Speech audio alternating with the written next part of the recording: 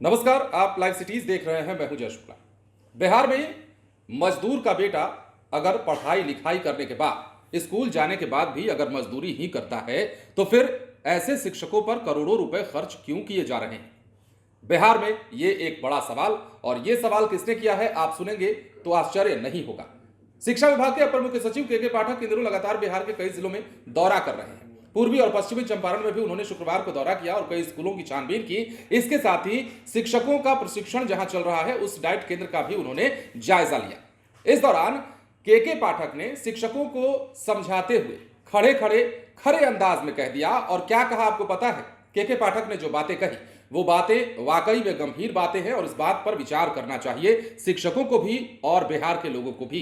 के पाठक का एक लाइन जो शिक्षकों से कहते हैं कि जब मजदूर का बेटा भी सरकारी स्कूल में पढ़ाई करने के बाद मजदूरी ही करेगा तो फिर आप लोगों पर हम पैसे खर्च क्यों करें? और यह सवाल जायज था और इस सवाल के जवाब में शिक्षकों ने हामी भरी और कहा कि नहीं सर, बिल्कुल हम ऐसा नहीं करेंगे। हम अपनी ईमानदारी और निष्ठा के साथ बच्चों को पढ़ाएंगे। ये बातें, ये वार्तालाप के पाठक जो है बेतिया में कर रहे थे, यानी कि पश्चिम चंपारण में जब वो पहुंचे थे और जहां स्कूल का उन्होंने निरीक्षण किया तो शिक्षकों को खूब भड़काया।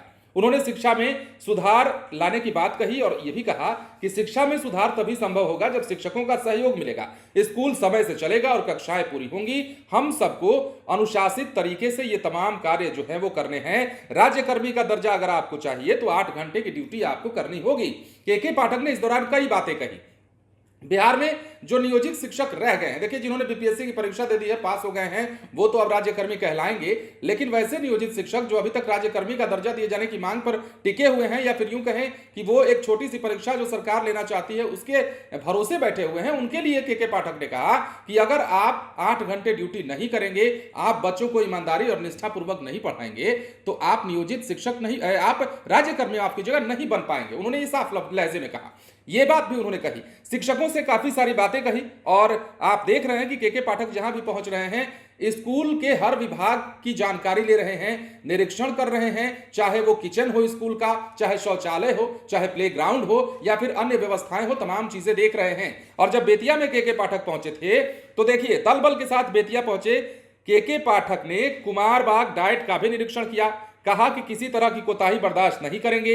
आप शिक्षक की नौकरी कर रहे हैं तो समय से स्कूल आना होगा, वेतन ले रहे हैं तो पढ़ाना होगा, शिक्षक प्रशिक्षण में 100% उपस्थिति होनी चाहिए। इस दौरान उन्होंने डाइट में प्रशिक्षण संबंधित सुविधाओं का भी जायजा लिया और खाना बनाने वाले कैंटीन की बदहाल स्थिति को भी पाठक ने देखा तो चिंता व्यक्त की और जो है शिक्षकों को फटकार लगाई। अब देखिए लगातार प्रशिक्षण केंद्र का दौरा के पाठक कर रहे हैं। बिहार की दशा दिशा बदल रही है। हम बिहार के शिक्षा विभाग की बात कर रहे हैं, उसी शिक्षा विभाग की जिस विभाग के बारे में यह परसेप्शन बना हुआ था कि बिहार की शिक्षा व्यवस्था शायद कभी नहीं सुधरेगी। हालांकि अभी भी बहुत सुधार की जरूरत है, लेकिन जिस प्रकार की शुरुआत जुलाई के महीने से ही के पाठक ने शुरू किया है उसके बाद अब तस्वीरें बदल रही हैं। चाहे वो छात्रों के आने जाने की बात करें या फिर शिक्षकों के भी आने जाने की बात करें, अटेंडेंस की बात करें, कार्य में निष्ठा की बात करें, लापरवाही कम होने की बात करें, ये तमाम चीजें बदली हैं और परसेंटेज भी बदला है हर चीज का। तो ऐसे में बदलाव तो अभी जरूरी है और यही बदलाव के पाठक कर रहे हैं। लेकिन जब बेतिया में शिक्षकों को के पाठक हड़का रहे थे तो उन्होंने बड़ी बात कही और कहा